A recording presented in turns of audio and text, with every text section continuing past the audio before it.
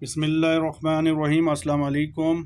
Omicron, क्या पाकिस्तान में Omicron variant फैल सकता है और इसकी शिद्दत के हवाले से क्या तहकीकात हुई हैं, आज के प्रोग्राम में इस हवाले से बात की जाएगी। तो जिन नाजरीन ने हमारे चैनल को सब्सक्राइब और लाइक नहीं किया वो बराए मेहरबानी कर लें। मोहतरम नाजरीन, 2019 में चाइना के शहर वुहान से शुरू होने वाले कोरोना वायरस की तबाहकारियों से हम सब लोग वाकिफ़ हैं।